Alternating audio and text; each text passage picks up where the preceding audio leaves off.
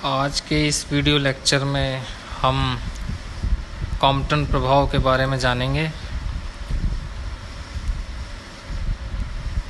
पिछले वीडियो में हमने प्रकाश विद्युत प्रभाव का अध्ययन किया था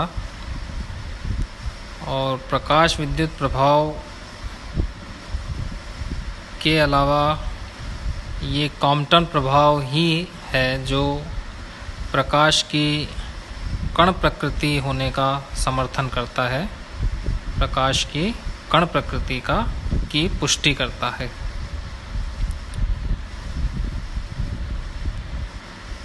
कॉम्पटन नामक वैज्ञानिक ने निश्चित आवृत्ति के एक वर्णीय विकिरणों को कार्बन तथा अन्य हल्के तत्वों पर डाला। इन आपतित विकिरणों के प्रकीर्णन के पश्चात इनकी आवृत्ति घट गई, अर्थात तरंगदैर्घ्य में वृद्धि हो गई। इस परिघटना को ही हम कॉम्पटन प्रभाव कहते हैं। जैसा कि आप स्क्रीन पर चित्र में देख सकते हैं, आपतित विकिरण हल्के तत्व के नाभिक से टकराकर प्रकीर्णित हो जाता है। साथ ही उस नाभिक से जो इलेक्ट्रॉन, संयोजकता इलेक्ट्रॉन जो आकर्षित है, उसे नाभिक की पकड़ से मुक्त कर देता है। इस प्रकार तरंगदैर्घ्य में वृद्धि हो जाती है, या यूं कहें कि आवृत्ति में कमी हो जाती है।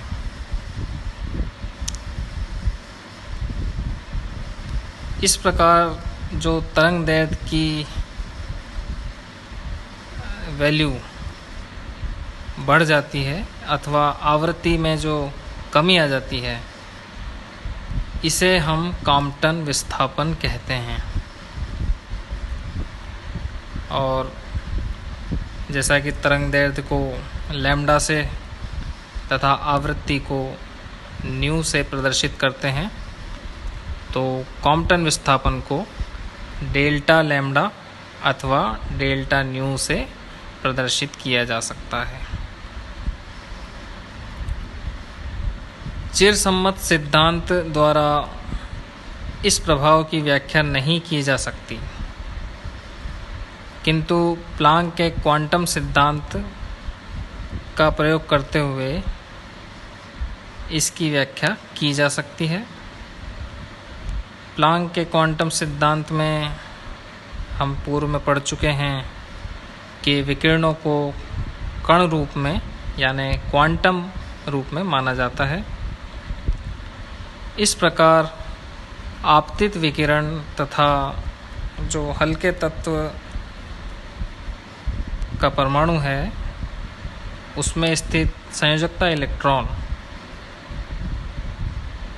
ये दोनों ही गेंद रूप में माने जाएं तो टक्कर के पश्चात दोनों के मध्य संवेग तथा ऊर्जा का परस्पर स्थानांतरण होगा, यानी आपतित क्वांटम और परमाणु में संयोजकता इलेक्ट्रॉन,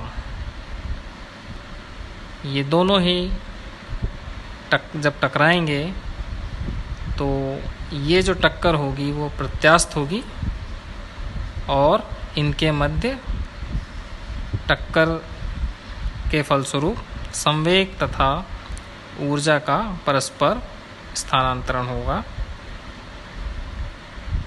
इस परिघटना में